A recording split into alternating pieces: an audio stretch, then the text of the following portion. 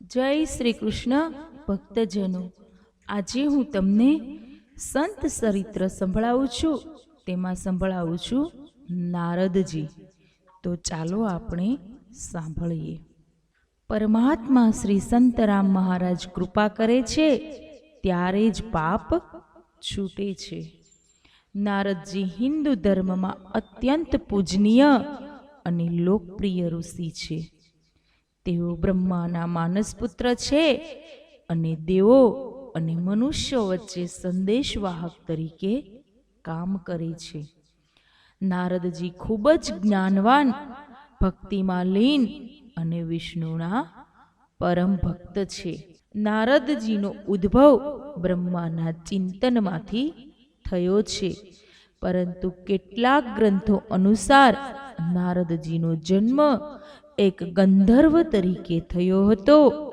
એકવાર ગંધર્વ તરીકે તેઓ અહંકારથી ભરાઈ ગયા હતા અને તેમના દુષ્પ્રભાવને કારણે તેઓએ એક દાસીપુત્ર તરીકે જન્મ લીધો. તેમની માતા અત્યંત ભક્તિમાં લીન હતી, જેના કારણે નારદજી પણ ભગવાન વિષ્ણુની ભક્તિમાં તન્મય બન્યા. એક દિવસ તેમની માતાનું અવસાન થયા બાદ તેઓ અજાણ્યા માર્ગે નીકળી પડ્યા અને અંતે જંગલમાં ઘૂસ્યા. ત્યાં તેમણે તપશ્ચર્યા કરી અને ભગવાન વિષ્ણુના દર્શન કર્યા. વિષ્ણુ ભગવાને તેમને આશીર્વાદ આપ્યો કે તેઓ હંમેશા વિશ્વમાં ભક્તિનું પ્રચાર કરવાના રહેશે અને તેમને મુક્તિ પ્રાપ્ત થશે નહીં, પરંતુ તેઓ હંમેશા હરિભક્તિમાં લીન રહી શકશે. નારદજી એક એવા ઋષિ છે જે હંમેશા નારાયણ નારાયણના જાપમાં લીન રહે છે. તેઓ દેવો, ઋષિઓ અને મનુષ્યો વચ્ચે સંદેશ આપવાની જવાબદારી નિભાવતા હતા. નારદજી તેમના જ્ઞાન, સંગીત અને ભક્તિ માટે પ્રખ્યાત છે. તેઓ અનેક વખત ભગવાન વિષ્ણુની લીલાઓમાં ભાગ લેવો છે. તેમણે અનેક પ્રસંગોમાં દેવતાઓ અને રાજાઓને તપસ્યાના માર્ગે દોર્યા છે. કેટલાક પ્રસંગો જેમ કે પ્રહલાદને ભક્તિનો માર્ગ બતાવવો, વાલ્મીકીને રામાયણ લખવા પ્રેરવું અને ધ્રુવજીને ભક્તિનું મહત્વ સમજાવવું તેઓના મહાન કાર્યોમાં ગણાય છે. ભક્તિ અને સંગીત. નારદજી સંગીત અને વેદના મહાન જાણકાર છે. તેઓ વીર, શૃંગાર અને ભક્તિ જેવા અનેક પ્રકારના સંગીત પ્રસ્તુત કરી શકે છે. નારદજીને ત્રિલોકમાં સ્વર્ગ, પૃથ્વી અને પાતાળ અવર જવર કરવાની શક્તિ છે. નારદજી હંમેશા ભક્તિનું મહત્વ સમજાવે છે અને લોકોમાં પરમાત્મા પ્રત્યે શ્રદ્ધા પેદા કરે છે. તેઓ જ્યાં જાય છે ત્યાં કોઈક સદઘટના થાય છે.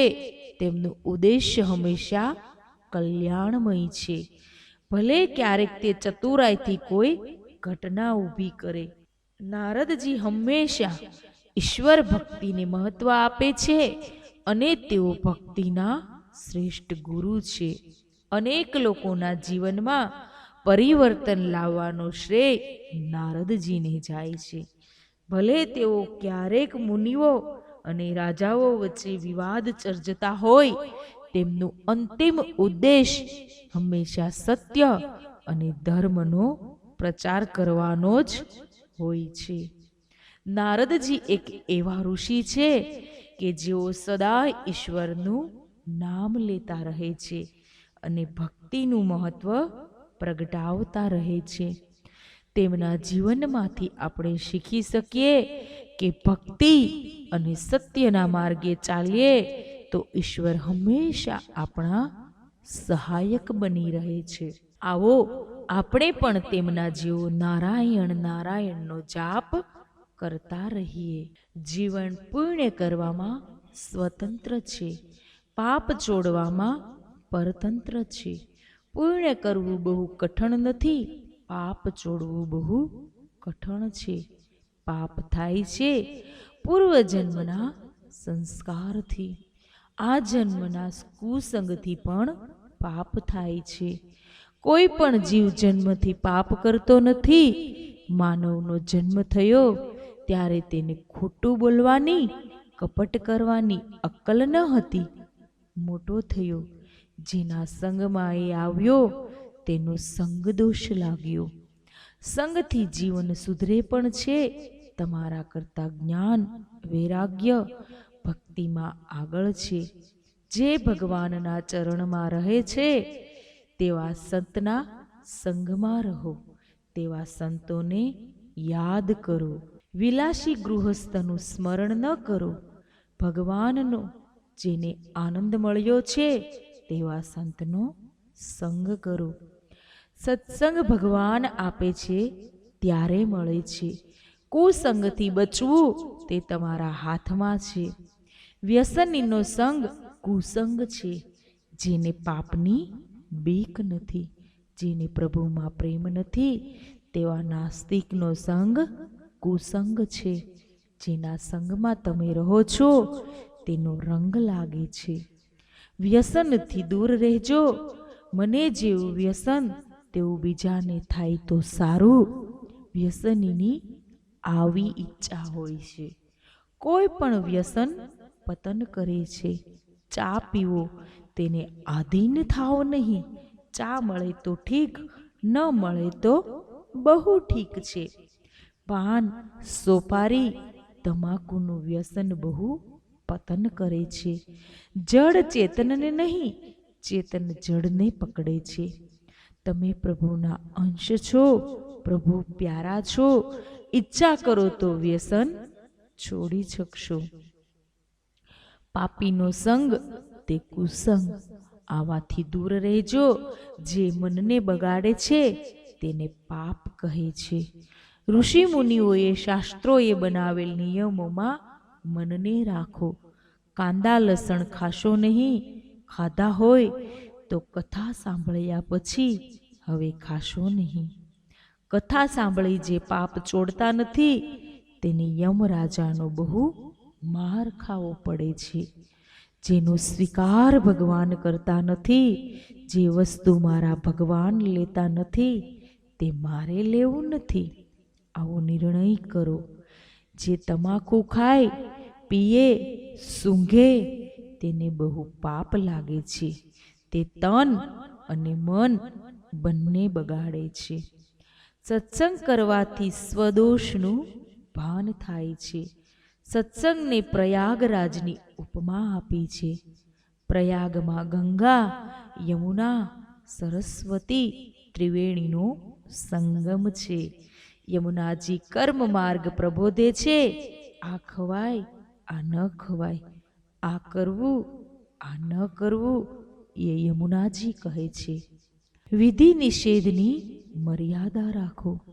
શ્રી ગંગાજી ભક્તિનું સ્વરૂપ છે. તે બોધ આપે છે. પ્રભુ સાથે પ્રેમ કરો, પ્રભુની ભક્તિ કરો. સરસ્વતીજી ગંગામાં મળેલા છે. સરસ્વતીજીના અલગ દર્શન થતા નથી. સરસ્વતીજી બ્રહ્મ વિદ્યા છે. ભક્તિમાં જ્ઞાન મળેલું હોય છે. ગંગા ભક્તિ સ્વરૂપ, સરસ્વતી જ્ઞાન સ્વરૂપ, આ બંને મળેલા છે. બ્રહ્મ જ્ઞાન બોલવાની વસ્તુ નથી, અનુભવવાની વસ્તુ છે. માનવનું જ્ઞાન શબ્દાત્મ છે, અનુભવાત્મક નથી. ભક્તિમાં બ્રહ્મ વિદ્યા મળેલી છે. જ્ઞાન વિના ભક્તિ થતી નથી. ત્રિવેણી સ્નાનથી કાક, કોયલ અને બગલો હંસ બની જાય છે. કાગડો કર્કશ વાણી બોલે છે, કોયલ મધુર વાણી બોલે છે. સત્સંગથી સ્વભાવ બદલાય છે. જે સત્સંગ કરે છે તેને સ્વદોષનું ભાન થાય છે. કર્કશ વાણીમાંથી કલહ પેદા થાય છે. કર્કશ વાણીથી કલયુગ ઊભો થાય છે. મધુર બોલો, એવું મધુર બોલો કે સાંભળવાથી સાંભળનારનું હૈયું ડોલે, પાપ ટળે, પ્રભુમાં પ્રેમ જાગે, તેવું બોલો. ત્રિવેણીમાં સ્નાન કરે તો કાગડો કોયલ અને બગલો હંસ બને છે. બગલો દંભનું સ્વરૂપ છે, તે બીજા પર છાપ પાડવા ભક્તિનું નાટક કરે છે. ભક્તિ તો ભગવાનમાં તન્મય થવામાં છે. ભક્તિ જગત ભૂલવા માટે છે. માનવ જીવન બગલા જેવું છે. બગલો નદી સરોવરમાં એક ધ્યાને ઊભો રહે છે તો તેનું એક ધ્યાન પણ તે માછલાનું ધ્યાન કરે છે. જેવું માછલું બહાર આવે તુરત જ બગલો તેને પકડી લે છે.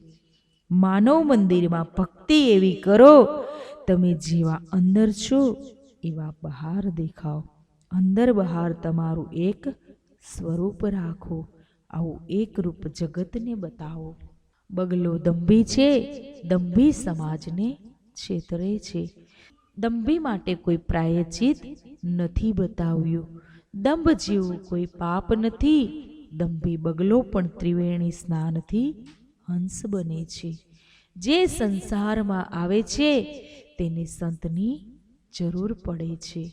વ્યાસ મહર્ષિજીને નારદજીની પ્રેરણા મળી, રામચંદ્રજીને વશિષ્ઠજીની અને શ્રી કૃષ્ણને સાંદીપની ઋષિની પ્રેરણા મળી છે. કેટલાક સત્સંગ કરતા નથી, પુસ્તકો વાંચી બ્રહ્મજ્ઞાની થાય છે. બ્રહ્મજ્ઞાનની વાતો કરે છે, પણ ગુરુદેવ દ્વારા જે જ્ઞાન થાય તે જ્ઞાન સફળ છે. નારદજી વ્યાસજીને સંત ચરણમાં રહેવા સમજાવે છે. જે કોલસાની ખાણમાં ઉતરે તેના કપડાં કાળા થવાના. મન પણ એવી જ રીતે બગડતા વાર લાગતી નથી. નારદજીએ વ્યાસજીને કહ્યું છે, તમે જે જાણતા હતા તે જ જાણવાનું છે. નારદજીએ વ્યાસજીને નવો કોઈ બોધ આપ્યો નથી. વ્યાસ મહર્ષિ બધું જાણે છે. જે જાણે છે તેનું જ ઉદ્ઘાટન કર્યું છે. કલયુગનો જીવ ભોગી છે. એ ભોગમાં પોતાની શક્તિ ખર્ચી દે છે. જે ભોગમાં શક્તિ ખર્ચી દે તે યોગી ન થઈ શકે. જે શક્તિનો સંગ્રહ કરે છે તેનો યોગ સફળ થાય છે. ઉદ્ધર્વ રહેતા જે શક્તિ સંચય કરે તેને કહે છે કલયુગનો માનવ દુર્બળ બન્યો છે. જે શક્તિનો વિનાશ કરે છે તેનું મન બહુ ચંચળ થાય છે. મનને સ્થિર કરવાનો ઉપાય શક્તિનો વિનાશ ન કરો. બહુ બોલવાથી શક્તિનો વિનાશ થાય છે. જગતને કામ ભાવે જોવાથી, આંખ કાનના દુરુપયોગથી શક્તિનો વિનાશ થાય છે. જેમણે શક્તિનો વિનાશ કર્યો છે, જેનું મન ચંચળ છે, તે યોગી થઈ શકે નહીં. નારદજીએ ફરી વ્યાસજીને કહ્યું, કલયુગના જીવોનું કલ્યાણ કરવા તમારો અવતાર થયો છે. તમે એવી કથા કરો કે સાંભળનારને પ્રભુમાં પ્રેમ થાય. પ્રભુમાં પ્રેમ થાય, પ્રભુનું સતત સ્મરણ રહે, પ્રભુ ભૂલાય નહીં, તેવી કથા કરવા વ્યાસજીને નારદજીએ કહ્યું. આવી કથાના શ્રવણથી પાપ છૂટે, વાસનાનો વિનાશ થાય. આપે નિરાકાર બ્રહ્મની વાત બ્રહ્મસૂત્રમાં કરી છે. પણ સાકાર પરમાત્મા સાથે પ્રેમ કરવાથી વાસનાનો વિનાશ થાય છે. નારદજીએ વ્યાસ મહર્ષિજીને કહ્યું, નિરાકાર બ્રહ્મ કંઈ કરતા નથી. તે સૂર્યના વિખરાયેલા પ્રકાશ જેવા છે. સૂર્યનો વિખરાયેલો પ્રકાશ વસ્તુને બાળી શકે નહીં. નિરાકાર બ્રહ્મ પ્રકાશમય છે. નિરાકાર બ્રહ્મ વાસનાનો વિનાશ કરી શકે નહીં. વાસના રાક્ષસી છે. વાસના મનમાં ઘર કરીને રહેલી છે. વાસના મનમાંથી નીકળતી નથી. શરીર દુર્બળ થાય, શરીર બગડે, શરીર વૃદ્ધ થાય, પણ વાસના જતી નથી. જ્ઞાની હોય તેને તેમને ભક્તિનો સાથ ન હોય તો જ્ઞાનીને પણ વાસના પીડે છે. પરાશર મુનિ જ્ઞાની હતા, યોગી હતા. વર્ષો સુધી તપ કર્યું હતું. વર્ષો પછી વાસના જાગી. સંસારમાં દેખાતા આકારો માયાના છે. માયાના આકારોને પ્રેમ કરશો તો મનમાં વિકાર જાગશે. ભગવાન સ્વ ઈચ્છાથી પ્રગટ થયા છે. ભગવાન માના પેટમાંથી આવ્યા નથી, બહારથી પ્રગટ્યા છે. શ્રી રામ, શ્રી કૃષ્ણ અંતર્યામી નારાયણ છે. નારદજીએ કહ્યું, આ સંસાર માયાની લીલા છે. આ માયાની લીલા જોવાથી, માયાની લીલાના સ્મરણથી મન બગડ્યું છે. આ મન શ્રી કૃષ્ણ લીલાનું ચિંતન કરે તો જીવન સફળ થાય. યોગી યોગમાં જબરજસ્તીથી મન પકડીને રાખે છે, આ બરાબર નથી. આવું જબરજસ્તીથી પકડી રાખેલું મન ક્યારે ચટકી જાય તે કહેવાય નહીં. નારદજીએ વ્યાસજીને શ્રી કૃષ્ણ કથા કરવા કહ્યું. શ્રી કૃષ્ણ કથામાં બાળક, યુવાનને આનંદનો અનુભવ થાય છે. વિલાસી ગૃહસ્થો, સ્ત્રી પુરુષ બધાને શ્રી કૃષ્ણ કથા આનંદ આપે છે.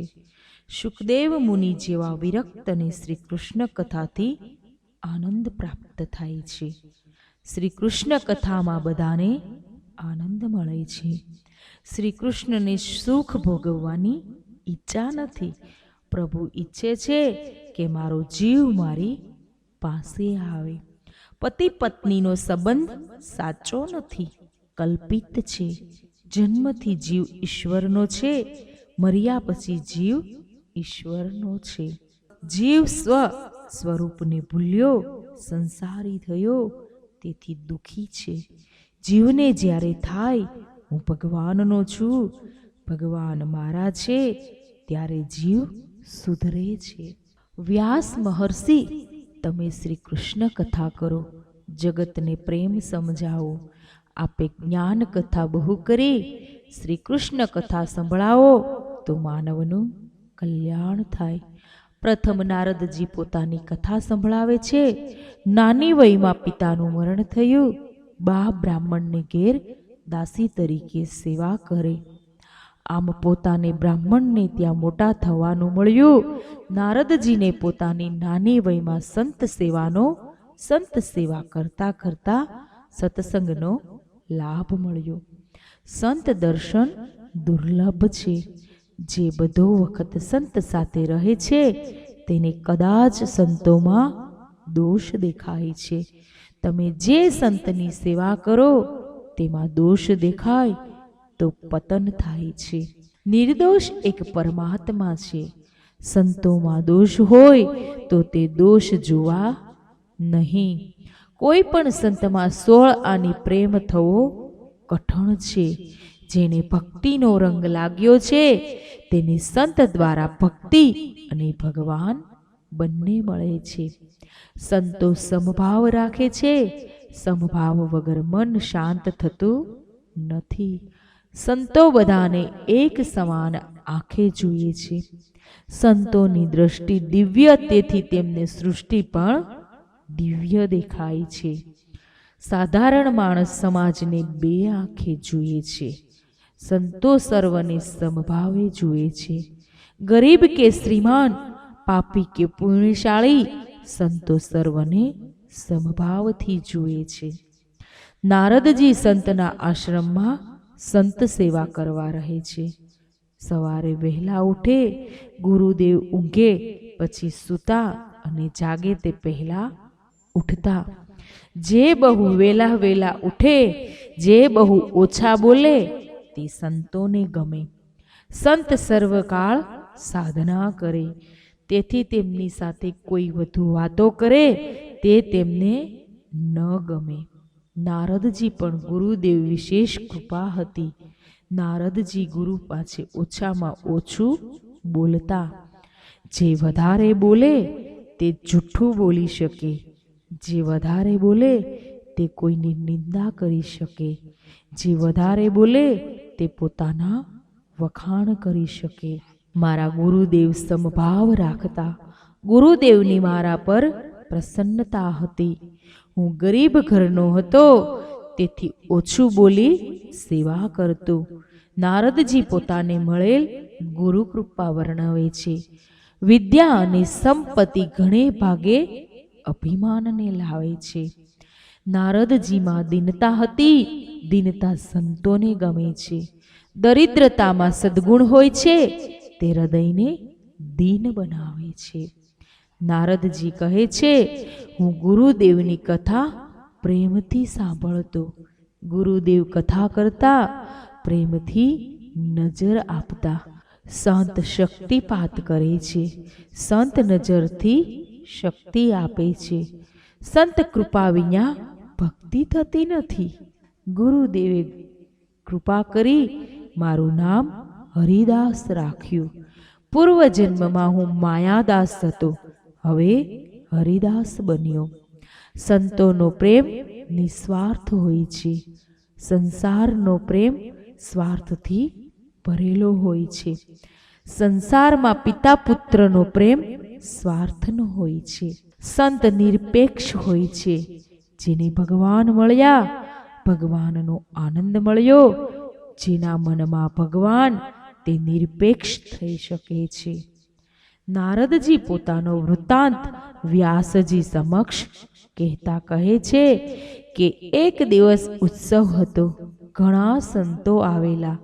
તેમનું ભોજન થઈ ગયા પછી પતરાળા ઉઠાવતો હતો. આ સમયે મને પણ ભૂખ લાગી હતી. ગુરુદેવે પૂછ્યું, તું જમ્યો કે નહીં? મેં જવાબ આપ્યો, હું સંતોની સેવા પૂરી કરીને જમીશ. આ સમયે ગુરુદેવે મને પ્રસાદ આપ્યો. પ્રસાદ માગવાથી મળે તેના કરતાં ગુરુનું હૃદય પ્રસન્ન થાય અને ગુરુ પ્રેમ અને દયાથી પ્રસાદ આપે, તે ખરો પ્રસાદ છે. એ ભગવાનનો પ્રસાદ હતો. સંતોનો ઉચ્ચિષ્ટ પ્રસાદ હતો. ગુરુદેવે લાગણીથી આપ્યો હતો. મન શુદ્ધ થાય તેવી કૃપા કરવા પ્રસાદ આપ્યો હતો. નારદજી કહે છે, ગુરુદેવે આપેલો પ્રસાદ ખાધા પછી મારી બુદ્ધિ સુધરવા લાગી. મારું મન શુદ્ધ થયું. ગુરુદેવે હું તને દીક્ષા આપીશ એમ કહ્યું. મન, બુદ્ધિ, ચિત્ત, અહંકાર અંતઃકરણના ભાગ છે. અંતઃકરણમાં સંકલ્પ વિકલ્પ થાય તે મન કરે છે. અંતઃકરણ પરમાત્માનું ચિંતન કરે તે ચિત્ત. ગુરુદેવે દીક્ષા આપી, મહામંત્ર આપ્યો. મહામંત્ર જપવાની આજ્ઞા આપી. જપ કરવાથી ભક્તિનો રંગ લાગે છે, પાપ છૂટે છે, વાસનાનો વિનાશ થાય છે. પ્રથમ સંત સેવા, સત્સંગ તો ભક્તિનો રંગ લાગે છે. સંતના સત્સંગમાં અનુભવનું બળ હોય છે. સમર્થ સ્વામી રામદાસ સાચા સંત હતા. તેઓ ઉપદેશ આપતા કહેતા, હું તમને કહું છું તે સાંભળેલું નહીં, વાંચેલું નહીં, આ મેં કર્યું છે, અનુભવ્યું છે તે કહું છું. સંતો અનુભવ કરીને બોલે છે. નારદજીએ કહ્યું, ગુરુદેવે મને કહ્યું કે મને જે અનુભવ થયો તે તમને થશે. ગુરુએ આપેલ મહામંત્રનો નારદજી જપ કરે છે. નારદજીને અંદર બહાર પ્રકાશ દેખાવા લાગ્યો. આનંદમય પરમાત્માના દર્શન થવા લાગ્યા. નારદજી ભક્તિના પ્રતાપે ધન્ય બન્યા છે. જે બીજાને છેતરે છે તે પોતાને જ છેતરે છે. અશાંતિનો જન્મ અપેક્ષામાંથી થાય છે. સુપાત્ર હોય તેને સંત મળી આવે છે. પરમાત્મા માટે સાધના ન કરે તે પશુ કરતા ખરાબ છે. સત્વગુણ વધે તેમ ઊંઘ ઓછી થાય છે. એકાંત વિના મન એકાગ્ર થતું નથી. માટે એકાંતમાં બેસી સાધના કરવી જરૂરી છે. ભોગમાં ક્ષણિક સુખ છે, ત્યાગમાં અનંત સુખ છે. ઓછી મહેનતે વધારે કમાવાની ઈચ્છા રાખે એ ચોર છે. પતિ પત્ની એકાંતમાં સત્સંગ કરે તો સંસાર સુધરે. સત્સંગમાં મનુષ્યને પોતાની ભૂલનું જ્ઞાન થાય છે. મનુષ્યનો મોટામાં મોટો દોષ એ પોતાને નિર્દોષ સમજે છે. એ છે તમારા દુઃખનું કારણ અંદર છે. અજ્ઞાન અને અભિમાન એ દુઃખનું કારણ છે. નિંદ્રા અને નિંદા ઉપજે જે વિજય મેળવે છે તે ભક્તિ કરી શકે છે. સંતને જોનારો પણ નિર્વિકાર બને છે. ભગવાન પ્રત્યે પ્રેમ વધારવા ભગવાનના અવતારોની કથા સાંભળો. જ્ઞાન અને વૈરાગ્ય સાથે ભક્તિ વધે તો ઈશ્વરનો સાક્ષાત્કાર થાય છે. જય શ્રી કૃષ્ણ.